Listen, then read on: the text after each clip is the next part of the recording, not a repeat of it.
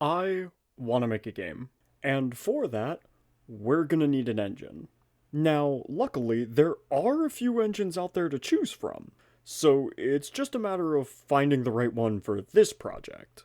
For the idea that I have, and I think for the ideas that most people have, there's two or three main engines that come to mind: Unity, Unreal Engine, and Godot.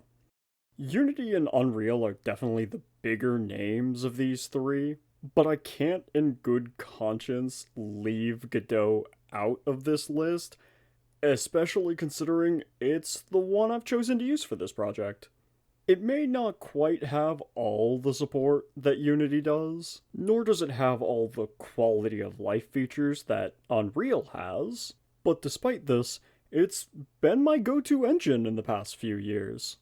I won't quite go into all of the reasons why or all of the differences that these engines have, because honestly, you could make an entire other video on that. But there are at least a few quick things that I do want to touch on. So, I used to work with Unity quite a lot actually, especially since that's what I learned to use in college. And honestly, at its core, Godot is actually a good bit like Unity. If you look at their layouts and their file systems and whatnot, you'll find that the two actually also appear pretty similar. One of the biggest things that I like about Godot over Unity, though, is that it is open source. Which, the biggest things about that matter to me is that, one, it'll never cost anything to use the engine, and two, I'll never have to worry about some kind of retroactive license agreement change. But in that case, why not just go for Unreal? Well, for starters, I don't actually know how to use Unreal that well.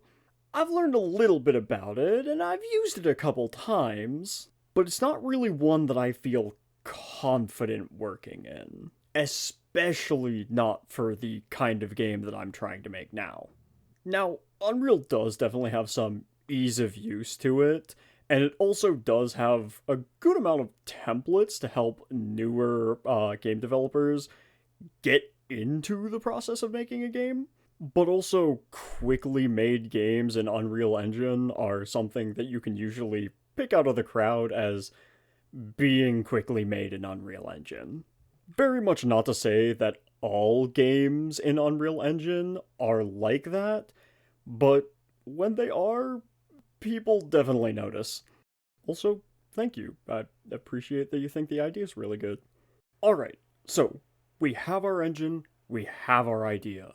The only thing left to do, aside from making a document to write down everything that we do, is to actually start doing stuff.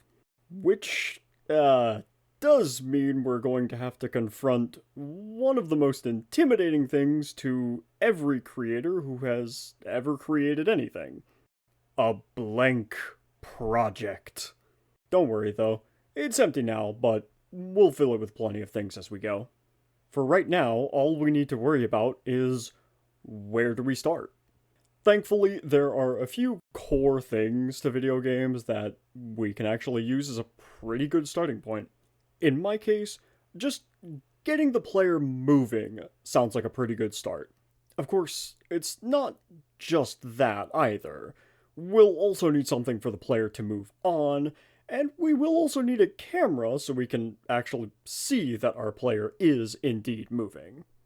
Overall, though, all of this is pretty easy to get started. Making the floor is especially easy.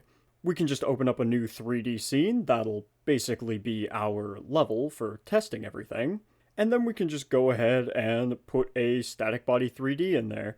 We give it a collision shape and a mesh and stretch it out into the shape of a floor, and congratulations, we have a floor. It being a static body means it will stay in place. The collision shape basically defines where its collisions are, and the mesh gives us something to look at so that we can actually see our floor. With one of our three objectives done, let's move right on to our player. Now, Godot has a built-in thing that we can add to our scene called a character body 3D. Character body 3D gives us a lot of built-in options that most players or enemies or anything like that will generally need. Heck, it even gets down into determining things like whether or not we are standing on the floor or touching a ceiling or even touching a wall, to be honest. But I digress. Another neat thing it can do is if we give it a script, it can actually build out some basic movement for us to start with. I wouldn't say the movement that it gives us to start with is particularly phenomenal, but it does give us a good starting point. It also lets me talk about the project settings for Godot for a second, which is basically something I can use to track and name button inputs and then reference them from inside my scripts. It's especially handy because I can make an input named attack and then not only bind it to the left face button on my controller, but also the left click button on a mouse. Because even though I'm definitely building this game with controller in mind, I definitely want it to work with keyboard and mouse, and I would like it to work relatively well. You know, if at all possible. So, we have our player moving, and they have something to move on. We just can't see that they're moving yet. Which means camera is next up on the list. So, for the camera, I'm actually going to break it out into 3 nodes, a base node, a spring arm, and the camera itself.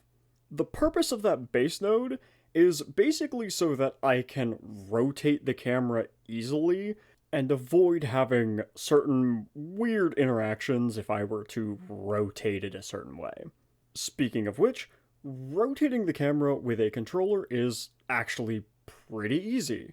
We have our camera directions set up in the project settings, so all we really need to do is get the input strength of the stick, basically how far pushed in it is in any direction, and then move the camera by an amount based on, well, how far pushed in the stick is. We can also set up a base camera speed at this point that we will later use for sensitivity. Moving the camera with the mouse, though, is a little bit trickier.